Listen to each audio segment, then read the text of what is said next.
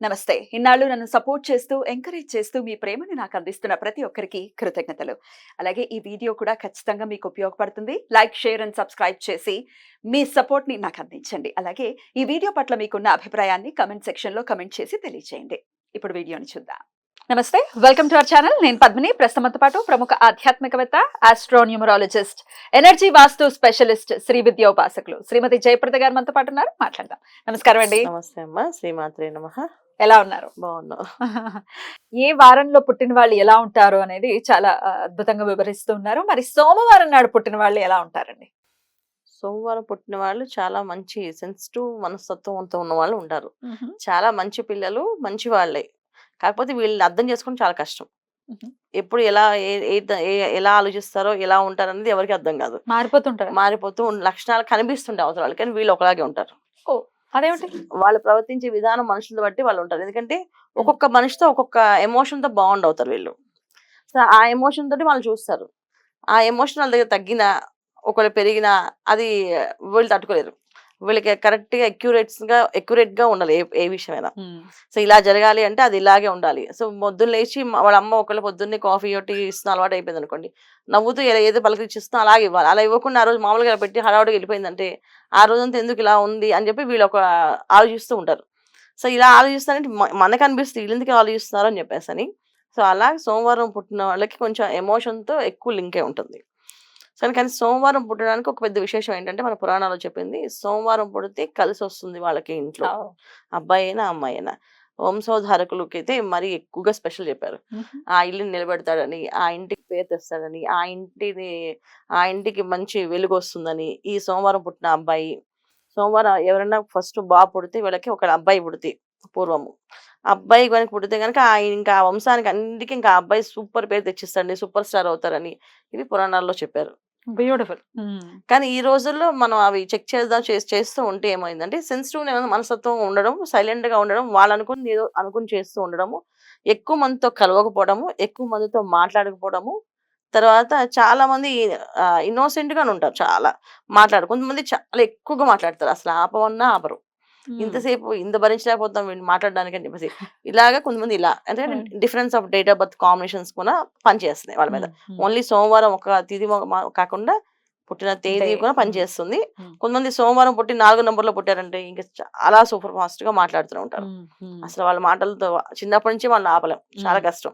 వాళ్ళు అనుకుని చేసేస్తూ ఉంటారు. అది మంచో చెడో ఇబ్బందో అది ఎదుటి వాళ్ళు తెలుస్తుంది, కానీ వాళ్ళకైతే అనిపిస్తుంది, వాళ్ళు వెళ్ళిపోతూ ఉంటారు. అలా సోమవారం 2వ నంబర్లో పుట్టారంటే ఇంకా దారుణంగా అస్సలు ఎవరిని కలవకుండా, ఎవరితోటి మాట్లాడకుండా కొన్ని రోజుల వరకు అసలు వీళ్ళు మాట్లాడతారా, అసలు మా అబ్బాయి మాట్లాడతాడా, మా అమ్మాయి మాట్లాడుతుందా, మా అమ్మాయి అసలు ఎవరితోని కలుస్తుందని.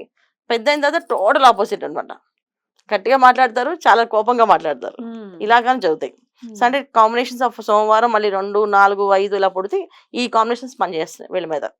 అందువల్ల అక్యూరెన్స్ గా మనకి ఇలా జరుగుతుందని చెప్పడానికి లేదు. సోమవారం అయితే మన పురాణాలు చెప్పిందంటే చాలా మంచి వాళ్ళు, సౌమ్యుడు, చక్కగా మాట్లాడతాడు, అందరినీ కలుపుకుంటారు, బాగా ఎమోషనల్ గా అందరితో కలిసి ఉంటారు, ప్రతి ఒక్కరితో కలిసి ఉండడం అనేది ఇష్టపడతారు. అంటే ఎవరైనా కొంతమంది దూరంగా ఉండాలనుకుంటారు, వీళ్ళని అందరితో కలిసి ఉందాం, అందరినీ కలుపుకుందాం అనే లక్షణం ఎక్కువగా ఉంటుంది. ఇది మన పురాణంలో రాసింది. ఇప్పుడు డిఫరెన్స్ జరుగుతుంది. ఇది అనమాట సోమవారం జరిగిన వాళ్ళది. ఎట్లా ఉంటుందండి? ఎట్లాంటి ఫీల్డ్స్ వీళ్ళకి బాగుంటుందని అనుకోవచ్చు? జనరల్ గా వీళ్ళు ఆలోచించే విధానం ఏంటంటే, ఫీల్డ్స్ కంటే వాళ్ళు చదువు చాలా తక్కువగా చదువుతారు. ఎక్కువ చదవరు. వాళ్ళకి ఇష్టమైన చదువులు అనేది చాలా తక్కువ మంది. ఇంత బాగా సాధించాలి కాదు. కాకపోతే ఏంటంటే ఇంటి కోసం ఎక్కువ శ్రమ పడితే సేవ చేస్తారు. ఆ టైంలో వాళ్ళ ఫ్యామిలీ బర్డెన్స్ బట్టి వాళ్ళు ముందుకెళ్తుంటారు. చాలా మంది కొంచెం ఆర్థిక ఇబ్బంది ఎక్కువగా ఉందనుకోండి, వాళ్ళు తక్కువ చదువుతారు, కానీ వాళ్ళ ఇంటి కుటుంబానికి ఏమైనా చేయాలని ఆలోచిస్తారు. కొంతమంది ఆర్థిక పరిస్థితి బాగుందనుకోండి, బాగా చదువుతారు, మళ్ళీ ఫ్యామిలీకే చూస్తారు. వీళ్ళు ఎటు వెళ్ళినా వీళ్ళ family family family family compulsory కావాలి వాళ్ళకి. ఫ్యామిలీ లేకుండా ఒక్కలే ఉండలేరు. అందువల్ల వీళ్ళ ఫ్యామిలీ కోసం చదువుతారు. డిఫరెంట్ ఫీల్డ్స్ ఏ ఉండవు. ఏది అనిపిస్తే ఏది అనుకూలం అంటే అది చేస్తూ ఉంటారు. ఇది ఖచ్చితంగా చేసి తీరుతారు అనేది లేదు.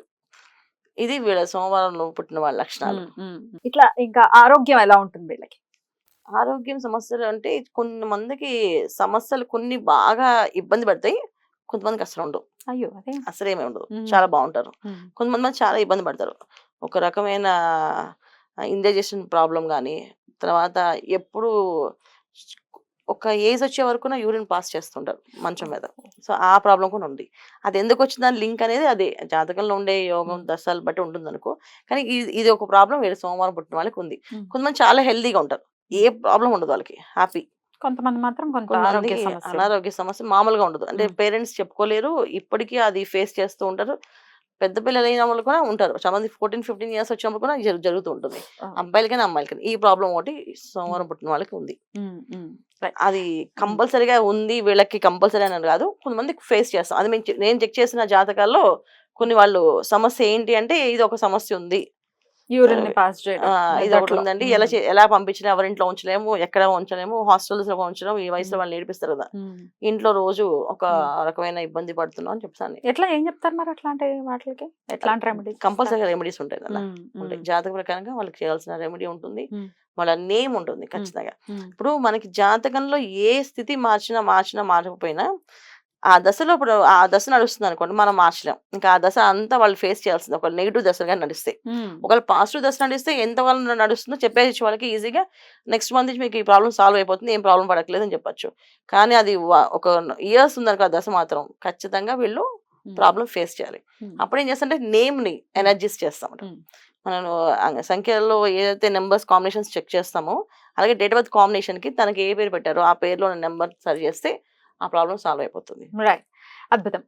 తిథుల్లో అమావాస్యకి చాలా పెద్ద పీటే ఉంది ఖచ్చితంగా. అయితే ఈ సోమవారం నాడు అమావాస్య వస్తే సోమావతి అమావాస్య అని పిలుస్తారు. అట్లా సోమవారం అమావాస్య రోజు పుట్టిన వాళ్ళు ఎలా ఉంటారు అనుకోవచ్చు?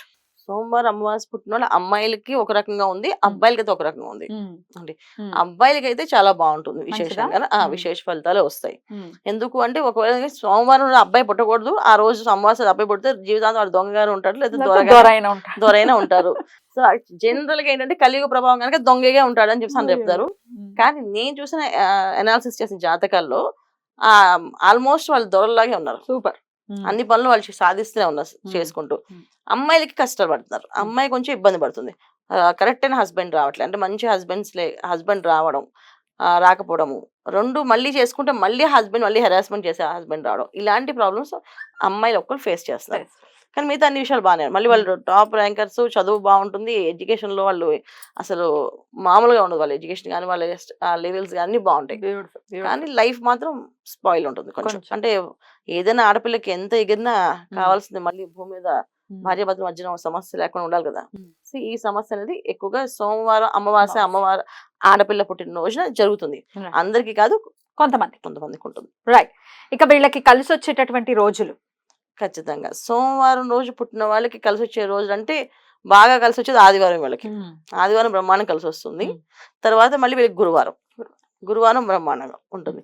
వీళ్ళకి కలిసిన రోజులు ఎక్కువనే. మంగళవారం ఇబ్బంది పడతారు, చాలా ఇబ్బంది పడతారు. శనివారం ఇంకొంచెం ఇబ్బంది వీళ్ళకి.